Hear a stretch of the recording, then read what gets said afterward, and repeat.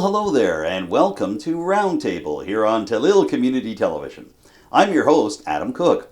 This week we're going round the kitchen table and round the garden as we pay a visit to the River Bourgeois site of the Richmond River Roots Market Garden Society and talk to project coordinator Norma Jean MacPhee. You're also going to hear from the head of the Seniors Take Action Coalition, Celeste Gotell, about ways that Richmond County could consider making itself more of an age-friendly community for the county's seniors. And you're going to hear Richmond Municipal Council's reaction to the recent provincial budget released by Finance Minister Alan McMaster earlier this month.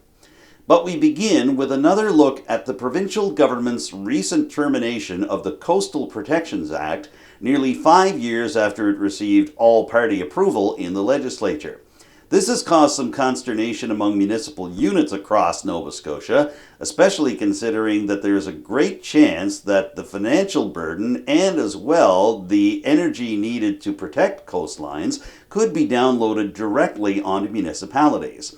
Richmond Warden Amanda Mumberket had already issued her concerns about the legislation's demise only hours after a press conference with two cabinet ministers announcing this decision. Well, we got an update on how things are going in terms of the Coastal Protections Act and what municipalities will do from here. You're going to hear in just a couple of minutes from Richmond Municipal Councillor Michael Digdon. First of all, here is an update from Richmond Warden Amanda Mumberket, who participated in a Zoom call involving Nova Scotia Federation of Municipalities officials, including the Federation's president, Carolyn Bolivar-Getson, the mayor of Lunenburg County. Here's Warden Mumberket speaking at the March 11th Committee of the Whole meeting for Richmond Municipal Council. Certainly, NSFM had raised some concerns about, there not being a provincial approach with this new direction, and things like that were discussed in the meeting last week. I did want to mention some of the key messages for, that the province provided to us. In their view, it does leverage municipal expertise. We kind of know the land, we provide the zoning, we do the permits, et cetera, and so they really felt that this new direction will position us to work in partnership with the province. They've also, they feel that this also recognizes our jurisdiction for how things are planned and zoned in our municipalities. It has provided tools such as floodline maps. We had some conversations around the data that is informing those floodline maps and standing behind that data to help with the planning process. It discussed that they are going to be investing in tools. They've, increased their investment in the Sustainable Communities Challenge Fund and the Community Climate Capacity Program. And so there could be some opportunity for us to access funding in the future to bring on, potentially dedicated skilled climate change staff or, planning or to do some planning or implementing or even putting another. We have a bit of a climate plan now, but certainly I don't think it's been looked at since 2013, if I'm recalling correctly. So it's been some time. So there could be some resources to put towards that. Essentially, in their minds, the pillar of the plan, a pillar of the plan is property owner accountability. So really putting the onus on property owners to use the tools and resources that are provided to safeguard their properties from erosion, sea level rise, etc. They have created a navigator service that will help residents interpret the risks and the hazards. The question, I guess, that remains is around enforceability. I think this was a question that this council discussed anyway with the previous plan around the Coastal Protection Act and the ensuing regulations was, is this a situation where enforceability of a provincial plan is being downloaded to municipalities? That was the concern in the previous plan. It remains a bit of a concern from the NSFM. They acknowledged during the call that they need to do some work on that as a province to see how that's going to really kind of roll out. Although a shift, there does seem to be some supporting information. But really, I think it still remains to be seen exactly how this is going to roll out in municipalities. It's something that we've, Troy and I have communicated with John Bain about as well at the Planning Commission, and he's been able to provide some feedback and information. So at this point, if you had seen the website and the tools that they published, you about know as much as I do, but I did want to provide an update on that meeting because it was a good conversation. So asked some where some tough questions were asked. So, any questions on the coastal protection plan? Councillor Digdon? Yeah, not so much a question as maybe, I just wonder if it's something that, I know we meet with the province and the funding may become available, but it might be something that we could look into for, I guess, where we feel is the most important spots to provide the coastal protection. Like, there's spots that are really eating away at our areas, and I don't know if that's part of something that we can do or it's our responsibility or how that works, but. Yeah, well, I mean, if we're talking about road infrastructure, it would definitely be a provincial responsibility technically, but I think, obviously there have been discussions even very recently in this county about, the protection of road infrastructure. So I think the municipality has a role in those kinds of discussions for sure. I think when it comes to other things like our, potentially our water and sewer facilities and that type of thing, that's obviously more on the municipal level. But when it comes to issuing building permits or not, to let, where folks can build houses or other structures, that is something where I think we're going to feel the impacts of this really keenly. So that's why we wanted to involve the Planning Commission in the analysis of that. Yeah, but it's a great point. Nova Scotia's Deputy Premier and Finance Minister, as well as the MLA for Inverness, Alan McMaster, released the province's 2024-25 budget earlier this month. How is Richmond Municipal Council reacting to it? You're going to hear from Deputy Warden and District 1 Councillor Sean Sampson in just a moment. But first of all, addressing aspects of the budget at the March 11th Committee of the Whole meeting for Richmond Council, here is Warden Amanda Mumbercat. There were some things about, related to topics that have come up at this council table in the past. One of them was continued increasing investment in cellular coverage. So I'm thinking it might be time to reach back out to, I think it's Build Nova Scotia now, since the whole I don't think it's developed, right? Anyway, I think it's Build. Whichever the appropriate one is. Sure. We should probably look at reaching back out to them to get an update on where things sit with that work, because I do think it was kind of related to the Internet Initiative. There was some additional investment in provincial response to weather emergencies, which certainly we've been experiencing here. They've talked about also an increase in investment in policing and specifically undertaking a review of policing in Nova Scotia in general, which is, I think, a very positive steps considering the amount of funds that municipalities are investing in that. And of course, there was $70 million invested in the Municipal Capital Growth Fund. On top of the $32 million already in there, which I know has come up at the table before as well. But I'm not sure if anybody else had items from the budget that they wanted to discuss, but I did want to kind of provide it as an opportunity for open discussion. Yeah, Madam Warren, for me, one of the highlights was, as you mentioned, the $70 million that was added on to the original $32 million when it comes to affordable housing and that. So that was a highlight for me. We all know where we're at when it comes to affordable housing in our county and in our province. So that's very encouraging. There's also investments when it comes to new builds, when it comes to the provincial HST rebate.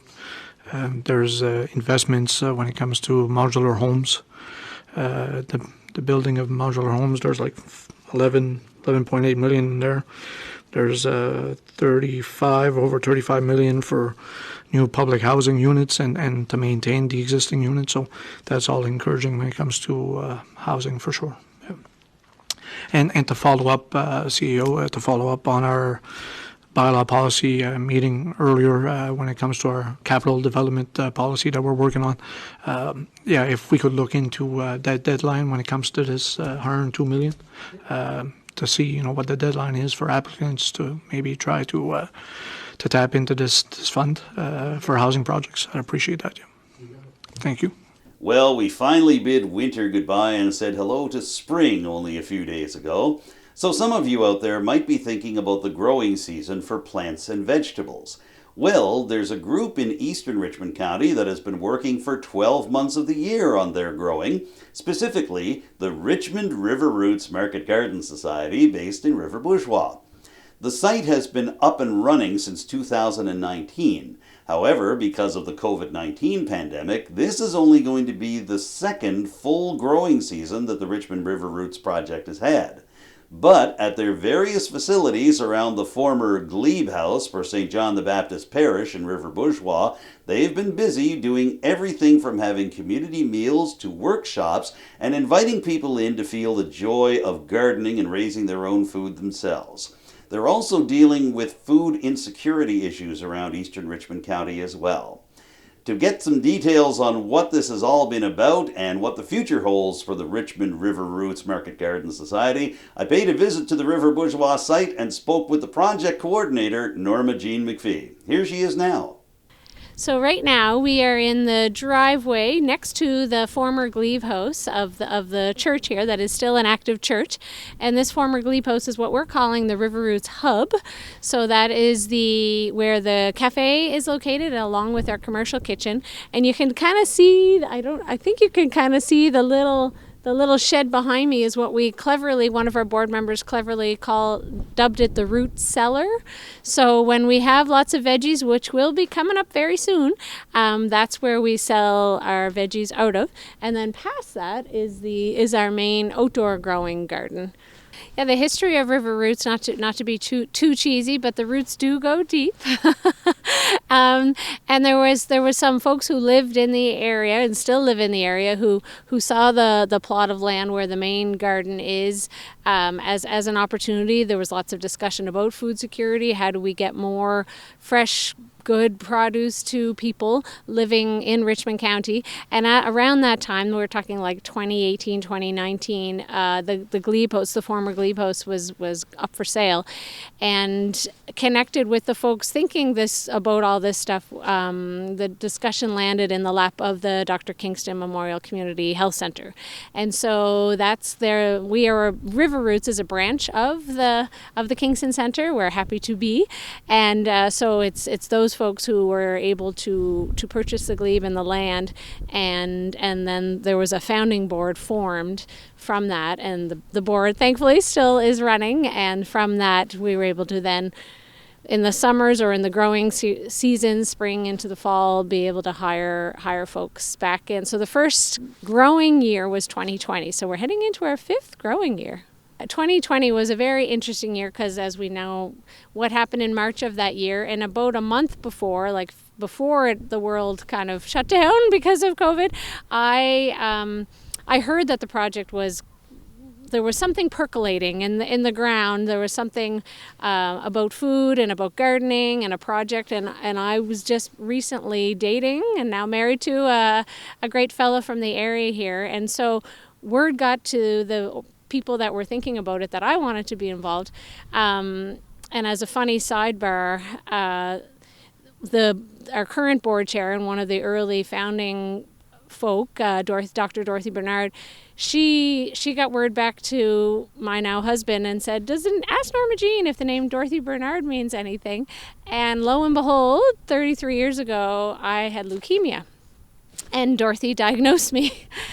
And of course, I only ever called her Dr. Bernard then, and I had no idea she even retired to River Bourgeois. I had no idea. So that's what's for me has been an interesting full circle kind of twist of things, because I've always loved gardening. I love working with the community and doing what I can for folks. So that's just a little sidebar. So I got involved in 2020, was part of the founding board, and then we did hire some folks that summer, and we did what we could do, and the ground was broken, and there was things grown, and we were able to we sold through the Cape Breton Food Hub, and did manage. We tried to do all the stuff that others were doing, but because it was a food growing entity, it was considered an essential service. So we were allowed to keep operating, obviously doing all the protocols, the safety protocols and that sort of thing. So it was an interesting few years really of COVID, and thankfully we are hopefully seeing the other side of that now, and still being able to take what we learned then and continuing on. So we're very grateful to the staff over the years who were able to keep it rolling, and the board. River Roots is a social enterprise, and so what a social enterprise means is that any income that's generated goes right back into the programming, whether it be the lunches or the gardens or buying seeds or buying equipment that we need. So that's what it is. That's what River Roots is. So we are also very, very fortunate to have been, we received lots of support from all levels of government, whether within grants and also support of other ways. So Dorothy Bernard, again, Dr. Bernard, she's our grant writing guru. She's also our board chair, and so she's great at getting us grants, and that has helped us a lot. There's also been donations from people in the community, which have helped. So and like almost, every entity that's out there trying to make a difference, nonprofits out there rely on grants and on donations and on community support. And we have been really fortunate to get all forms of that support. So it definitely helps us. It's anybody who's relied on grants. You can't fund full positions with these things, but you can. Allows for projects and allows for strengthening existing projects. So we have been fortunate to be the beneficiary of a few of those. Although a lot of people think gardening hasn't really started yet because it's not warm enough, our market garden managers have been planning for months, as well as they've been starts, as we call them, little from seed, starting the smaller plants that will then get moved into the greenhouses. And these are what we call our season extenders for our growing. So the main garden was back there, and then this guy here that doesn't have the plastic on it yet, it's called a caterpillar tunnel. So in a few weeks' time we'll put the plastic up, and then we'll start planting some stuff in there. And then the two other units, the bigger guys back there, are what we call battery climate greenhouses. So they can allow us to plant a little longer into the season and then start a little earlier as well, because there's actually some thermal energy that happens underneath some battery activated and fans and stuff. So heat is gathered in from the warmer days and then redistributed when needed, when it's cooler. So we have a few things that we planted late fall that are actually still growing, like your cooler greens, like some kale and parsley and some salad greens, which is really exciting because we were able to serve some here during our meals just last week. So it's kind of neat. So we're not, we can't put tomatoes in there in February, but we are able to still do a little bit of greens. So it's pretty exciting. The furthest one over was just built in November, and then the smaller one was built, this will be its third growing season, and then this guy was just put up in November as well. So we're still getting into the expanding the season extensions, because that will just allow us to provide that much more fresh veggies for everybody. So as we get to know these type of greenhouses better, we'll be able to better predict exactly when to best plant certain ones and when to harvest them. And then with the main garden, and even with these, there'll be what we call succession planting all throughout the year. So we'll do lettuce, or we'll do carrots or onions, and then we'll do another round. So, and I say we, not just me, we have a whole team here. We have some great market garden managers that we're very, very fortunate to have. So they've got elaborate plans for the main garden as well as these structures here. Technically, there's still stuff in the ground in the largest battery climate greenhouse right now. So technically, it's still growing, but this time of year it grows. It almost stops growing, but then it picks up again when we get the longer days, and now that the time has changed. So I won't say year round, but pretty close to, in terms of we don't have a bounty to share, but we have little bits. And so I'd say even by May we'll have that much more. So I'd say pretty much May to November is when the active growing is happening. We were fortunate enough to be able to, in those, especially in the early years, have enough food to provide to sell through the Cape Breton Food Hub. And the Cape Breton Food Hub is just an amazing entity that, I've lost track of the amount of producers they have, and then it's on the weekly basis that you can you can go on and shop online, and then it gets delivered. So River Roots was able to sell quite a bit through the food hub. The last year or two, the last year, we sold more from our root cellar itself, because we started to do so many in-house meals, we were using more of our produce, so we ended up not having as much surplus as we had the previous year, so we sold what we had through our root cellar. But we are definitely looking at going that route again, because it's just such a neat way to make sure that the food we're growing gets everywhere. But also, our primary focus is Richmond. It's great if we want the healthy food to be on the whole island, but we really try to focus on Richmond County, which is why we decided to go the root cellar way. And then when we have workshops or when we have the lunches, we also sell what we have available at that time. So that was kind of the route we were going. So we're hoping this year we'll have the root cellar up and running again, and then maybe a similar thing whenever we have other activities happening. People can buy our salsa or our honey or whatever's freshly harvested. So we are here, we're in the basement of the glebe house, and this is where this year we are starting all our what we call start, so starting stuff from seed. And I say we, but it isn't me. I do want to give credit to our market garden managers, Danielle Speck and Clayton McLeod, who just joined us in December and are already have great plans and great vision, and this is the fruits of some of their early labor. So we've got some onions going, and we've got some kale and Swiss chard and other greens, and these will end up in the season extender greenhouses first, and then they'll keep doing starts that will eventually end up outside when we're able to plant outside. But these will be some of our earliest greens and onions and other good stuff that will be available for folks in the next coming weeks and months.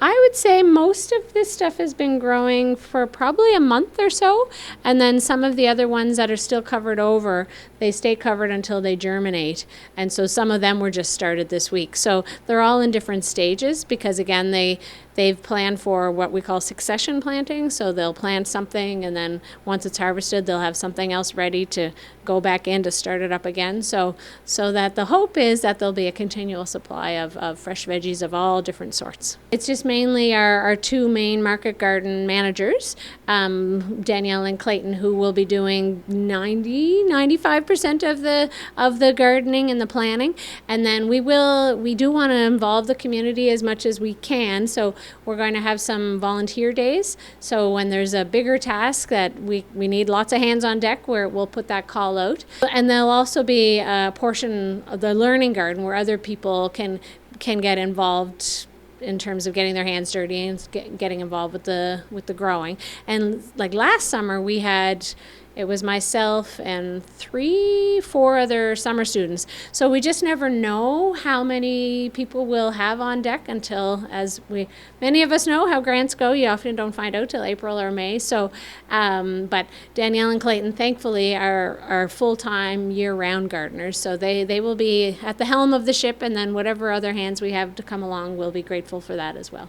We have weekly meetings, we share, and then of course there's the programming. So there's the lunches, there's workshops in the day, workshops in the evening, and then just continuing to try to get word out there to folks. So then there's the promotional part. So there are a lot of moving parts, and then there's a lot of outreach happening as well.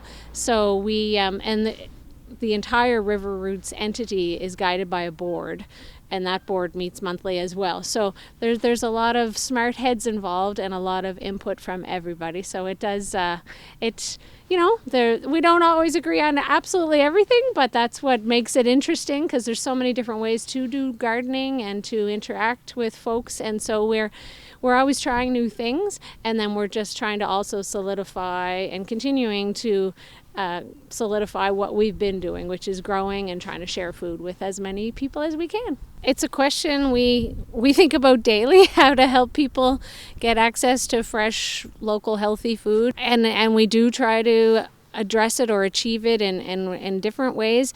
The lunches that we provide, we call them pay what you think the experience is worth. So in that way, we hope it's accessible to all people. We have a donation box, and we don't watch.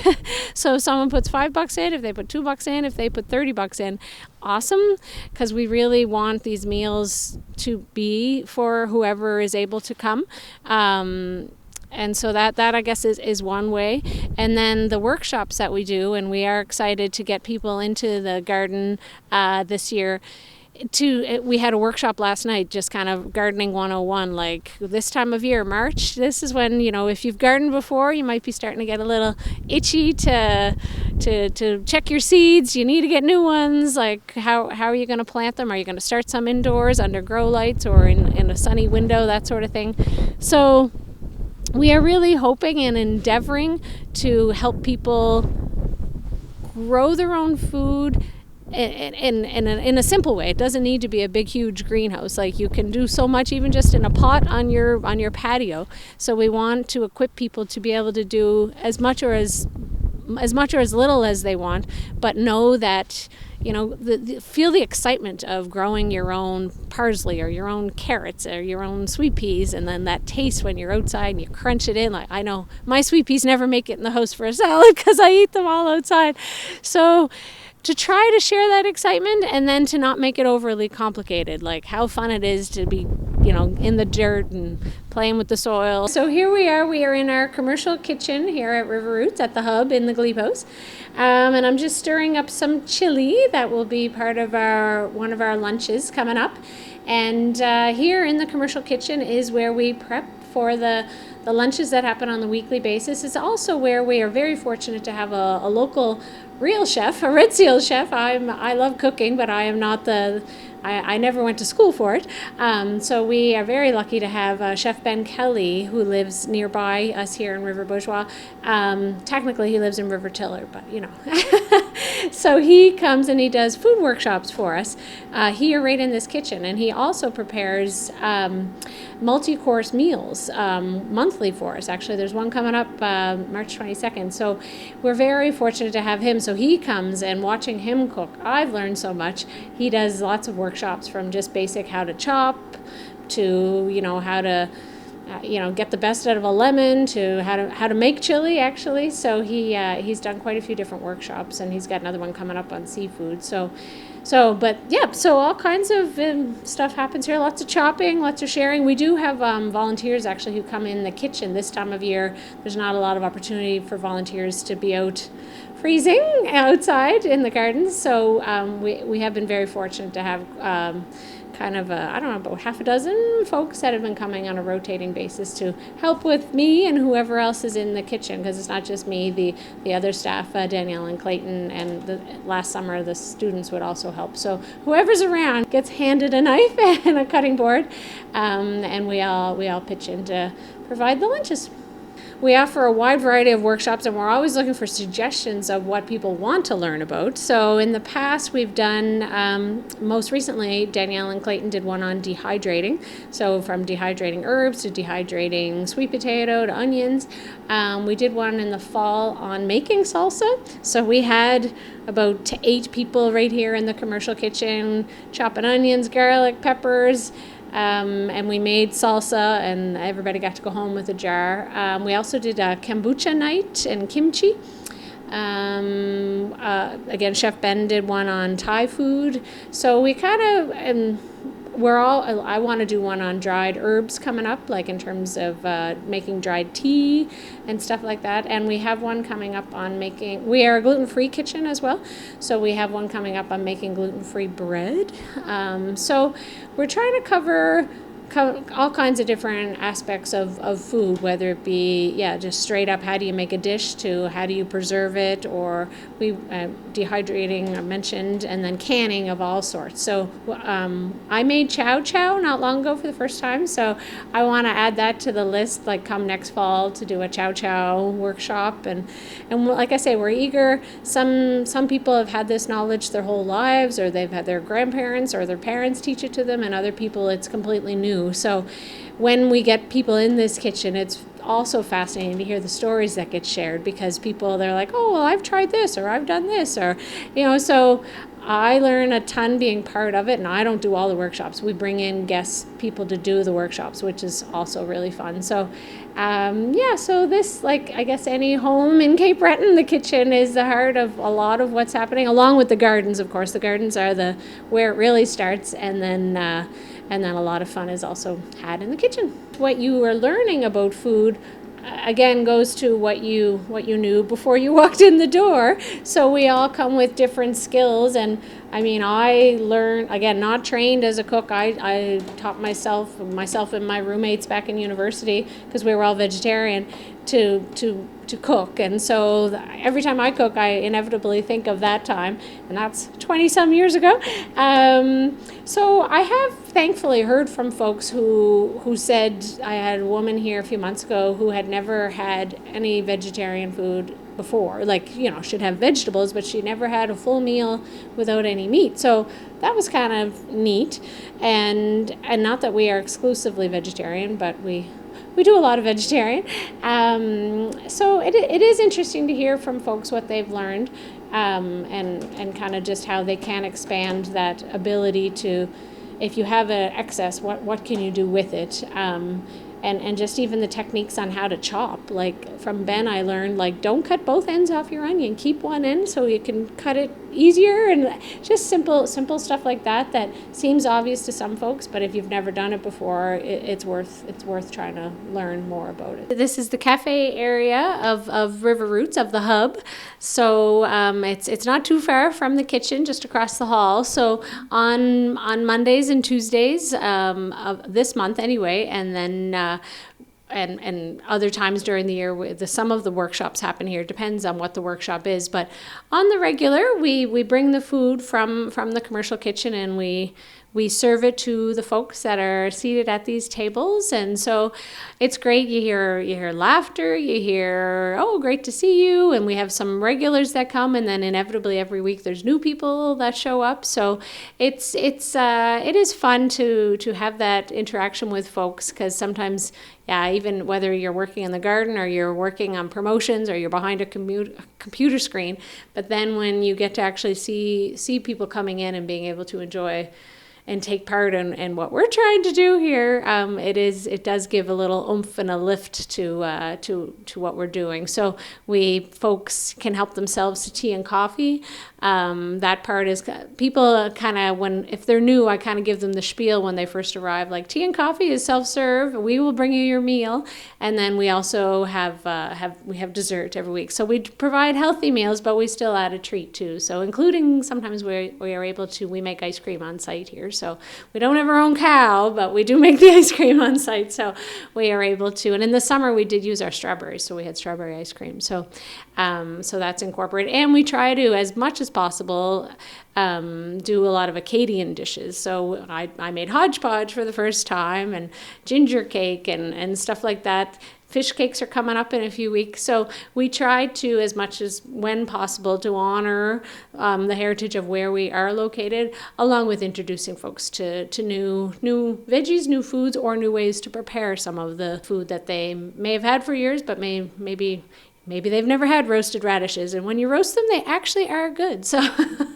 a few things like that we like to introduce to folks. We try to provide the recipes of what we're providing to folks that day, whatever's on the menu. So that also is another way we're trying to, you've tasted it, and here's a recipe. So if you want to go home and try to make it yourself, and when it's the time of year when we have more of our own veggies, we try to form the menu around what we have growing so that we can showcase what is locally grown, and so folks are able to replicate that at home. And last week we were able to include kale in one of the soups we did, and we had tabbouleh, so we had all kinds of parsley that is still growing bountifully, thankfully, in the greenhouse. So we've had tons of garlic, so we're still using that from last summer. So we've been really lucky to be able to still, even the curry I made last week, the only thing that was from us was coriander seeds, because we had that from the cilantro that went to seed last year, but there was still a little bit of stuff we've grown here. So we're making it, we're trying to make it work to have a little bit of our own stuff in it as much as possible. And of course, in the summer, we had almost exclusively, in the fall, almost exclusively using our own stuff with stir fries and lots of pasta dishes and stuff like that. So pesto, I'm a big fan of pesto, so we used a lot of that. And and we're always up for ideas. So I kind of take cookbooks to bed with me sometimes, but I'm also open to anything anybody's interested in. So we actually provide feedback forms. Again, when I think of it, after each meal or workshop, because we're always looking for people's input. What do folks want to eat? What do folks want to learn about? Because we want to be able to provide what people are looking for. Heading into our 5th growing year as River Roots, and really there was some meals and programming in the early years, but because of COVID, we weren't able to do a lot of the engagement and bringing people on site. So really, we're heading into our 2nd full year of being able to do that, providing a lot of workshops. So we really hope to strengthen that, to see more people coming through the door, word of mouth, that if you've tried a workshop, tell a friend, or let us know what other workshops you want us to provide. And we really hope to see more people in the garden. In the learning garden, we're also working on what's called a sensory garden, so folks will be able to experience that. And our garden, that part of it will be accessible, so if you're in a wheelchair, if you have any other mobility issues, it is accessible for folks. So we just hope to see more people. We hope to see people of all ages.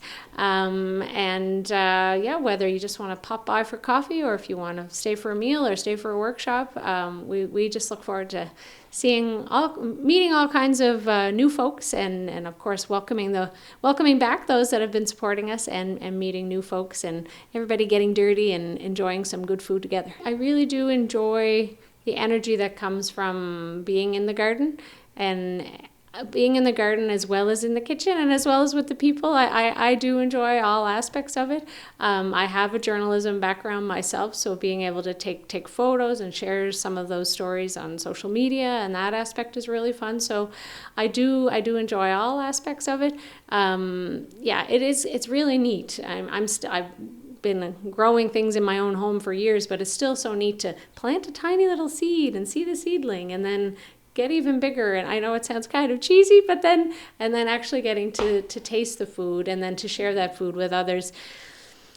I enjoy the energy that is possible here, and the potential of this entity and of this initiative. And I think there's lots of growing to do, and we hope to really continue to do that with the community, and just help people get access to tasty food and to know what's possible in your own backyard.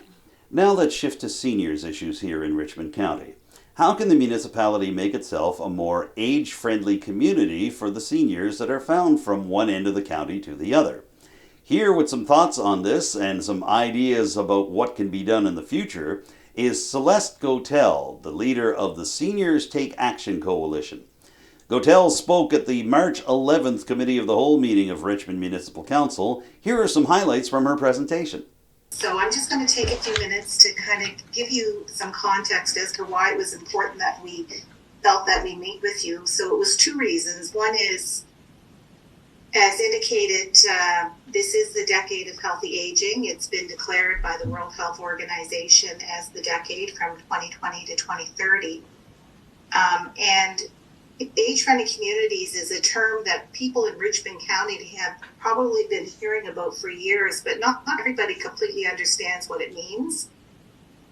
In the last year, we received a grant through the Department of Seniors and Long-Term Care with the province, a grant funding stream called Age-Friendly Communities, where we committed to do a number of things. And one of them is we wanted to help promote more about what an age-friendly community is, so that people would develop a deeper understanding.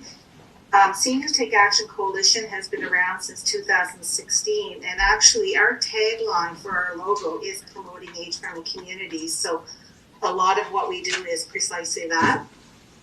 So as mentioned earlier, in 2006, the World Health Organization developed what was called a global age-friendly cities project. And as a result of that, a number of communities across the world started to become engaged in what's called age-friendly communities.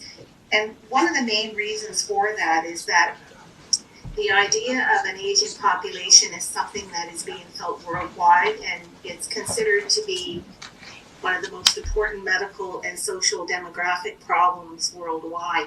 As her presentation to Richmond Council's Committee of the Whole continued, Celeste Gotell pointed out that many services currently available to seniors in Richmond County are not necessarily senior-friendly. And I'm not only speaking of the services that are offered by the municipality, but the services that are offered by not-for-profit organizations, businesses, etc. Some of the reasons why that's important is because it will encourage residents to remain in the area. So if people know that they have services available to them as they age, they're less likely to relocate to another area that has more improved services or services that better meet their needs. The other thing it does is it attracts others to return home. So there are a lot of people that have left Richmond County and have gone and spent their lives working and raising families in other parts, and are now kind of at that retirement age where they're considering what they may want to do. If there are lots of services that are available for older adults in Richmond County, that may be a way to attract people to return home when they've retired.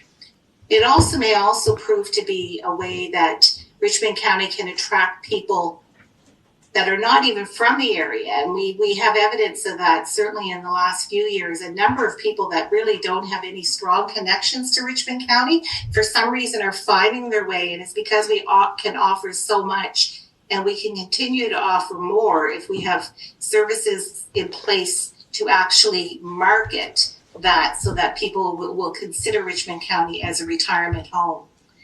Another key point is that older adults represent the largest percentage of taxpayers for the municipality. So it's really important that we try to keep them in the area because they are contributing to the tax base. And finally, when we plan for an age-friendly community, we're actually planning that all ages can benefit for years to come, because that means that what we do now will help people as they grow older, and that will be available to them as well. When we talk about an age-friendly community, we're also talking about not just for older adults, although that's kind of what started it. An age-friendly community is really from birth to death. So if you have services that are really good for an aging population, chances are they're also going to benefit other ages, either presently or as time goes on. So there are 8 basic domains of an age-friendly community, and those are provided here. But I'm just going to give you just a quick example of each of those as it applies to living in Richmond County. So when we talk about outdoor spaces and buildings, what that suggests is that if we have spaces that are accessible to people, that are like sidewalks that are available so people can have active living, we have trails that are maintained so that people can get out there and be active. We have buildings, both the business and government buildings, that are accessible and make it possible for people to actually go into those facilities without any barriers while they're in the facilities, to make sure that there's bathroom facilities that may be higher toilets, things like this that will make it more possible for people to engage in the community. When we talk about transportation, we know that as people age, there are a lot of things that may happen. One may be that their own health declines and they're no longer able to drive, so they need to look at alternative transportation. Transportation is particularly challenging in rural communities because essentially a lot of rural communities are not walkable. We need cars to get to where we want to go, whether it's for groceries or even to do social events.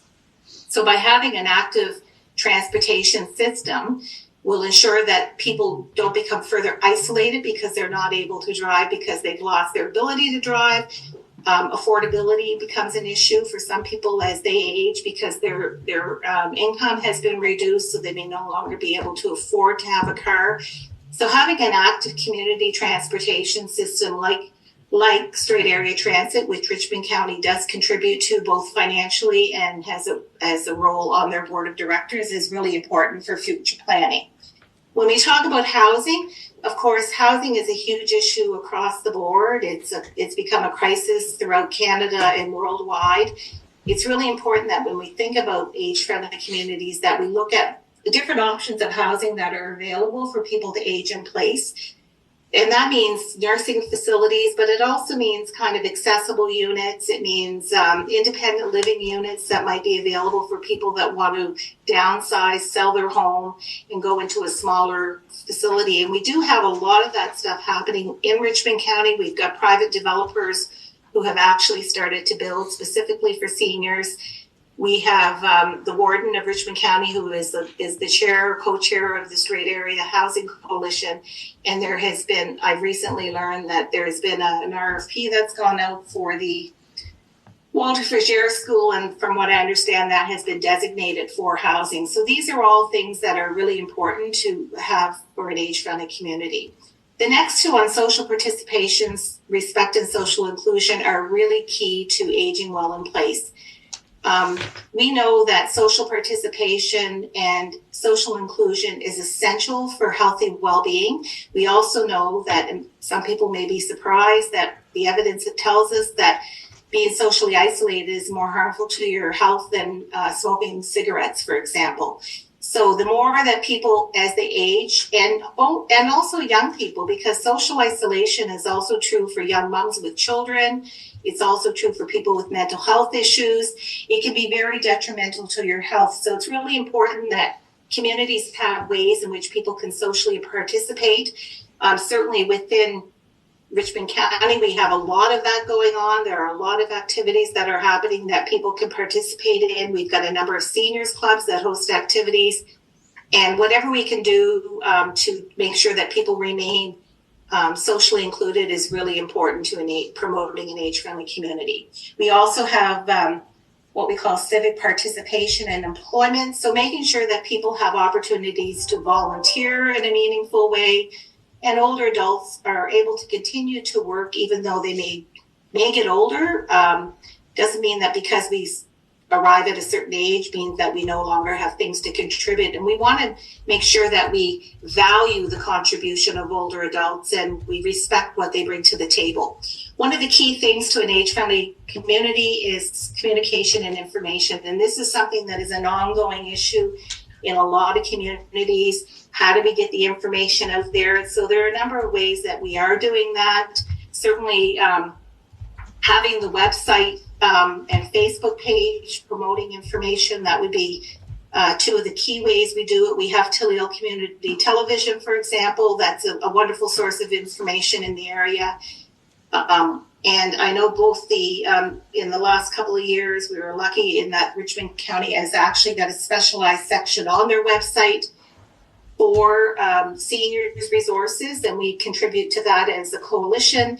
And certainly the navigation improvements to the website for more accessibility also contributes to an age-friendly community. And finally, the last one is community support and health services. And these are key to having an age-friendly community, to make sure that people have access to the services that they need so that they continue to age in place and stay healthy.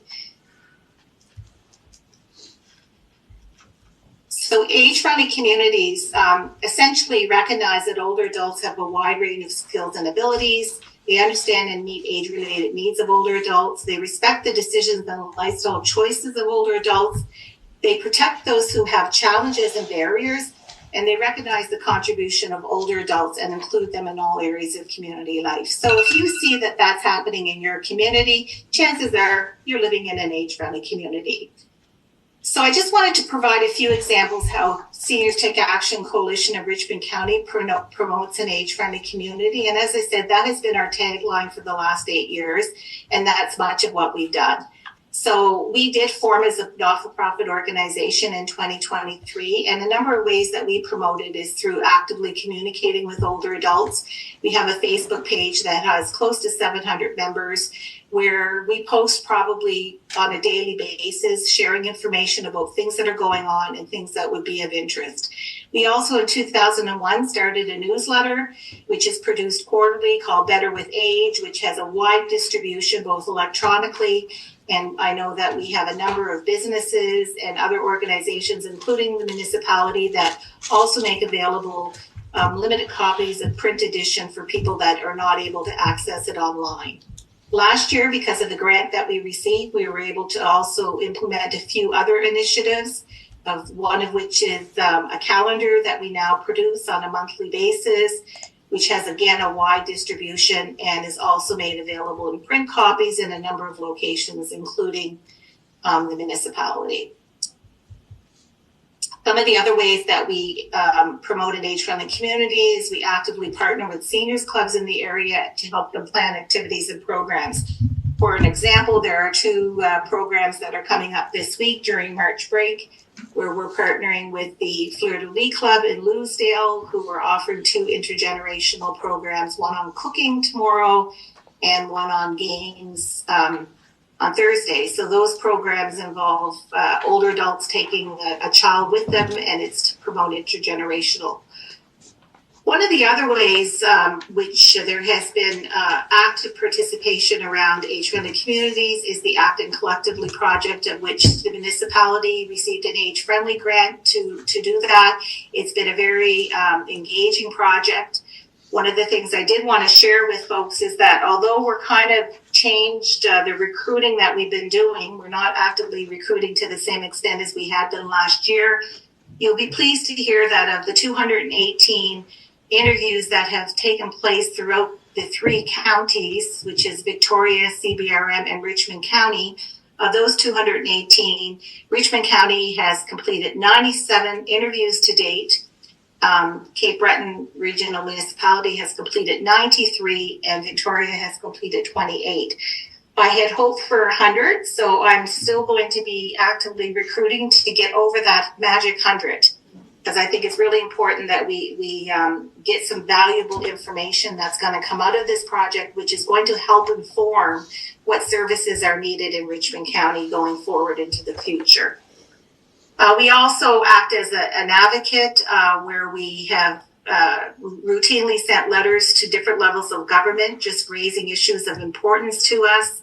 We apply for grants to help increase awareness and offer programming.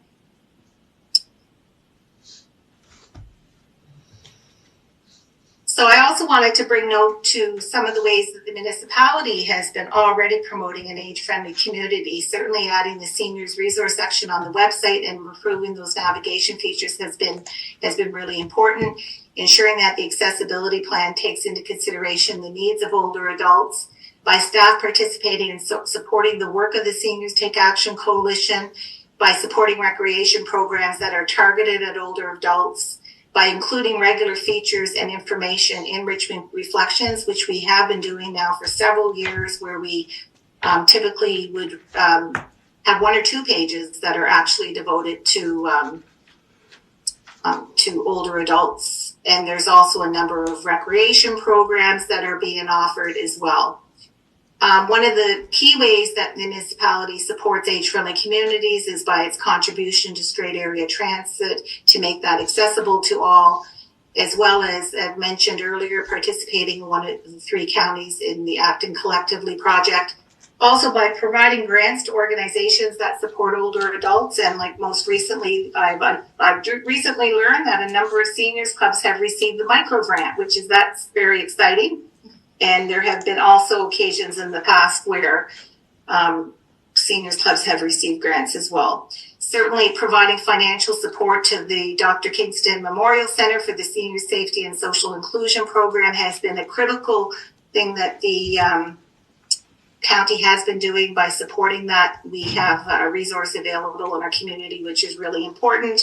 And certainly, as I mentioned earlier, the warden co-chair in the Straight Richmond Housing Coalition and the involvement of council on the straight area transit are other examples. So I'm just going to kind of wrap it up here by giving a few examples of ways that the municipality can consider for next steps, if you will, as we kind of move forward into the future. So again, just by continuing to provide leadership and support and stewardship to advance and promote age-friendly policies and programs. So when the opportunity presents, always kind of have that as a lens. How is this impacting older adults in our community? Given the fact that almost 50% of the people in Richmond County are 55 and over, are we really kind of ensuring that we're being inclusive? Asking ourselves those questions and always putting that lens on the things that you do.